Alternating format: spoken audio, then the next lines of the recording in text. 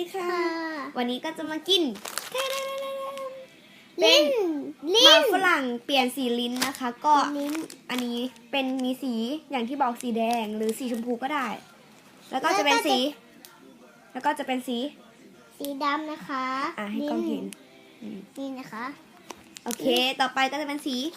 ฟ้านะคะ หรือน้ำเงินก็เดี๋ยวเรามาชิมกันเลยอย่าพี่เอาเป็นสีฟ้านะคะส่วนข้าวหมายเอาเป็นสี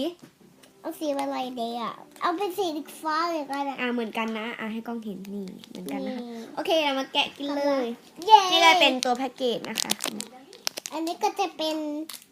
ตัวแพ็กเกจนี่นะ อุ๊ย คะ หอมมากเลยพี่แกะให้ นี่ ลองดม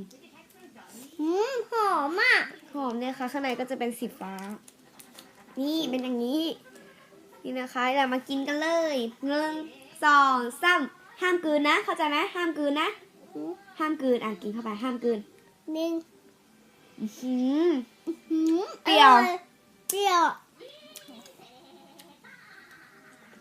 ตอนแรกกินเข้าไปจะเปรี้ยวมาก คือเข้าไปเปรี้ยวมากเลย เริ่มหวานแล้ว หวาน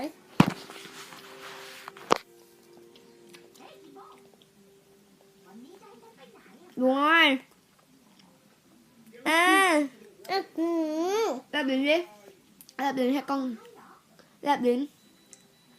ทำไมแลบลิ้นไม่เป็นนะ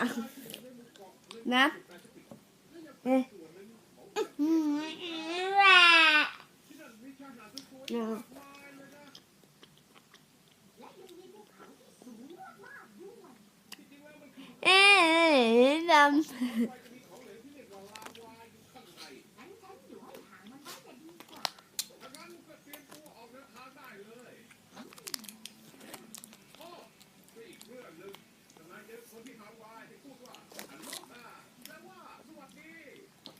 ดูอินทรา มันเล็กแดงเลยนะ อร่อยแล้วก็สนุกมาก สนุกมากเลยอ่ะ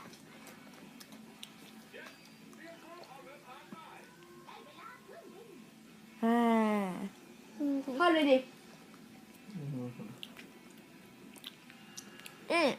ก็คลิปนี้ไว้แล้วนะคะบ๊ายบาย เรียบร้อย เซบายอย่าลืมกด ไลค์ กด แชร์ กด คอมเมนต์ กด แล้วจะใครด้วยแล้วบ๊ายบายขอให้ไลค์